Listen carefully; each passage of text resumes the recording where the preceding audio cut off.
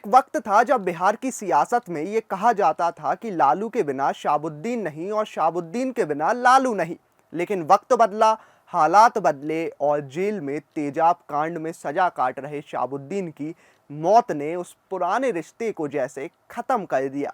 मगर अब बिहार विधानसभा चुनाव से पहले लालू प्रसाद यादव ने एक बड़ा पॉलिटिकल सुधार कर लिया है। दिवंगत बाहुबली नेता शाहबुद्दीन के बेटे ओसामा साहब को आरजेडी ने अपना उम्मीदवार बना लिया है।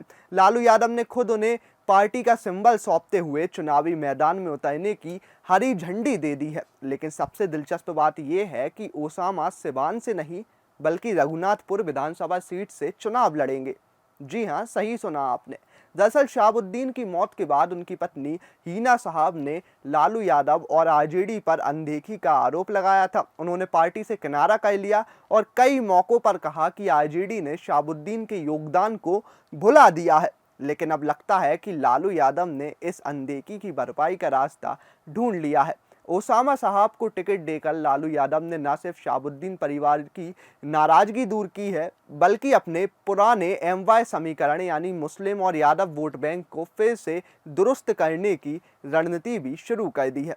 अब सवाल उठता है कि आखिर ओसामा को सिवान से टिकट क्यों नहीं मिला। तो इसका जवाब साफ है। इस बार ओसामा साहब रघुनाथपुर विधानसभा सीट से मैदान में हैं। ये वही सीट है जिसके मौजूदा विधायक हरिशंकर यादव हैं और उन्होंने खुद अपनी सीट ओसामा के लिए छोड़ दी है। हरिशंकर यादव ने साफ कहा है कि शाहबुद्दीन साहब का परिवार हमारे लिए सम्मान का विषय है। पार्टी के फैसले पर मुझे गर्व है। मैं ओसामा का पूरा समर्थन करता हूं। यानी पार्टी में अंदरूनी मतभेद की बजाय इस फैसले ने एकता का संदेश दिया है।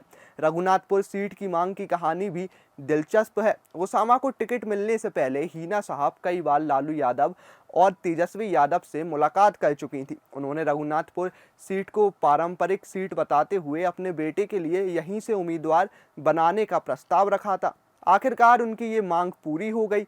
हीना साहब का वर्षों का राजनीतिक संघर्ष और लालू यादव का सियासी अनुभव अब एक बार फिर साझा मंच पर दिखाई दे रहे हैं।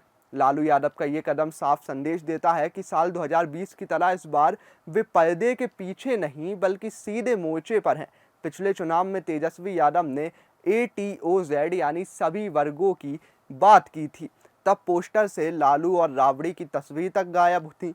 लेकिन इस बार कहानी अलग है और लालू खुद अपने पुराने MY समीकरण को मजबूत करने के लिए मैदान में है।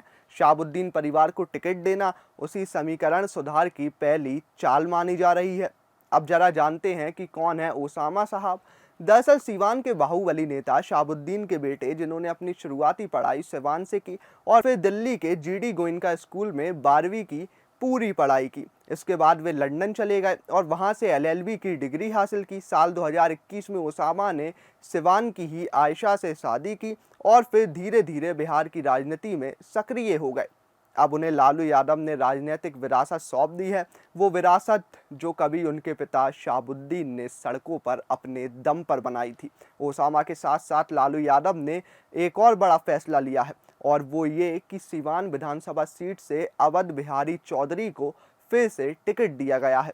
यानी एक तरफ युवाओं को मौका तो दूसरी तरफ पुराने भरोसेमंद नेताओं को दोबारा मौका। अब ये दोनों टिकट सिर्फ उम्मीदवारों के नाम नहीं बल्कि लालू की स्ट्रेटेजी का एक साफ संकेत है। जहां अनुभव और विरासत दोनों को साथ लेकर पार्टी चुनावी मैदान में उतर रही है, तो अब बिहार की सियासत में एक नया चेहरा, एक पुराना रिश्ता और एक रीलॉन्च होती राजनीतिक कहानी फिर से लिखी जा रही है। अब ये तो जनता के ऊपर है कि वो उस रीलॉन्चिंग को कितने स्टार देती है। वीडियो अच्छा लगा हो तो लाइक कीजिए, शेयर कीजिए और कमेंट बॉक्स में हमें ज़रूर बताइए।